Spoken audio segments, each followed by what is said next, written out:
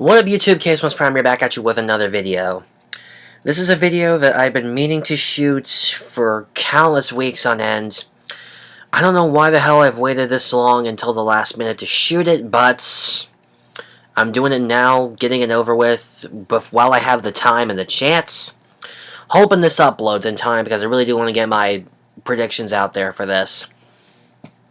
But for those of you guys who know, today is Friday, March 27th. And in a few days' time, we will be having one of the biggest WWE pay-per-views this side of the Mason-Dixon line, or this side of the globe.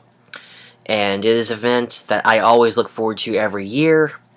I really look forward to chiming in my predictions, and it is none other than WrestleMania. The poster's not going to show up on my phone, but trust me, it is WrestleMania.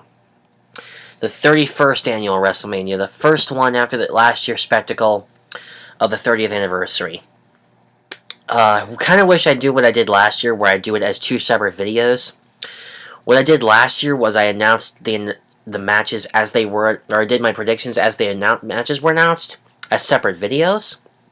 And I kind of regret not doing that same thing this year. I really should have done that, but I got so behind on personal requirements. I ran out of time on shooting the videos. But anyway, doesn't matter, I'm doing it now. Let's take a look. The first matches I'm going to do are the two that are on the pre-show. The first one is Tyson Kidd and Cesaro with Natalya versus The New Day, which is Big E and Kofi Kingston with Xavier Woods, versus Los Matadores, Diego and Fernando with El Torito, and the Usos, which is Jimmy and Jay and Naomi, in a fatal four-way tag team match for the WWE Tag Team Championships. Those of you guys who remember, the Usos lost their titles to the Cesaro and Tyson Kidd at Fastlane. And ever since they've had having a bunch of tag team matches, and they recently announced that they will be defending their titles in a fatal four-way match at WrestleMania on the pre-show.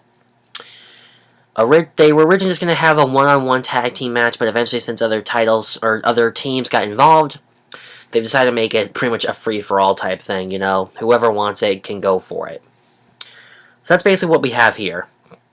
The four best tag teams in the WWE all feuding for the titles. And my money is still on the Usos. I mean, I hate Cesaro. I don't like Tyson Kidd. I don't really think that the Los Matadores are up for a title yet. The New Day is still too new to be up for a title shot, and that's all I got. The next pre-show match is one that was introduced last year, and I think will become a WrestleMania tradition. The Andre the Giant over-the-top rope 30-man Battle Royal. This match was introduced at last year's WrestleMania by Hulk Hogan, basically in tribute of the Andre the Giant, who, as many of you remember, hit their historical match at WrestleMania 3 back in 1987, I believe it was. A lot of us might remember that match, some of us might not. That match was basically made in memory of him, and it is basically a 30-man over-the-top rope match, and the winner gets to carry the Andre the Giant trophy for a year. At least that's what I think. Last year, Cesaro destroyed the thing after he won, when he sided with Paul Heyman and dumped Jack Swagger and Zeb Coulter. So I really don't know about the trophy aspect, but that's the main prize. And the entrants that are confirmed so far are The Miz, Curtis Axel, Ryback, Fandango, Adam Rose, Zack Ryder, Jack Swagger, Titus O'Neil, Darren Young, Big Show, Kane, Eric Rowan, Damian Mizdow, Sin Cara, Goldust, Heath Slater, Mark Henry, Connor, Victor, and Hideo Itami. Hideo Itami won his rights to face for the title in some sort of event that took place at WrestleMania Access, and everyone else just announced their spots somewhere else. My money is on Ryback and Sin Cara. Mainly Ryback. I just root for Sin Cara because he barely gets any screen time anymore, and he's still one of my favorites. But my main money is on Ryback. I'm really hoping he wins. Now for the rest of the matches on the card. And I'll start off with one of the more recent ones. Randy Orton versus Seth Rollins. Now, I know this based on another cards that have been made since Seth Rollins went solo, they don't have J&J Security listed with him. So I'm assuming that those two have been barred from ringside. This dates back pretty much to before Survivor Series. As many of you might remember, they removed, or Randy Orton pretty much attacked Seth Rollins after he felt like he was just belittling him. And recently he decided to tell him, you know what, screw off. If you're not going to help me, I'm not going to help you. This led to him costing him a couple matches against Roman Reigns, and now the two are feuding with each other at WrestleMania. And I'm really hoping J&J Security are barred from ringside, because they're the main reason that Seth Rollins wins all of his matches, because they always end up interfering somehow. So I'm hoping those two piss off. Another match I think, this one I really wasn't expecting, but it's interesting to see nonetheless. The Bella Twins, Nikki and Brie, versus Paige and not Emma, not Natalya, not Alicia Fox, not Summer Rae, AJ. AJ Lee. Many of us know her as CM Punk's wife. Recently returned after her disappearance after Survivor Series. A lot of us didn't think she'd be coming back. Apparently she left, or she's back because she has a thing to end with the Bellas. And apparently they've been taking it out on Paige recently, so that's the only reason those two are teaming up. I don't want the Bellas to win.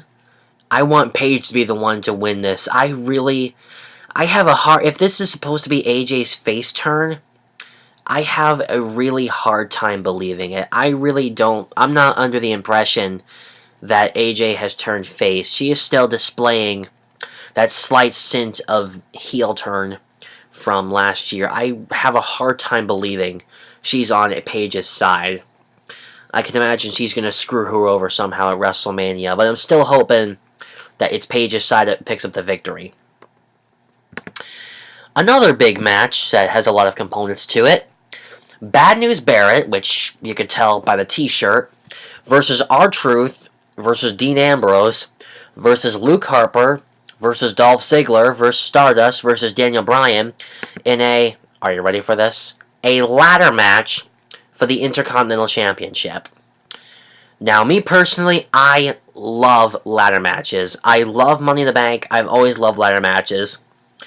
And basically, this is the result of people deciding to, for some reason, steal Bad News Barrett's title when he's fighting. They basically just run off with it. This kind of dates back to Fastlane, where even though Dean Ambrose lost the match to Bad News Barrett, he ran off with the title. So instead, they're hanging it above the ring, and whoever can climb a ladder and get it is the one who gets to keep it. It's as simple as that.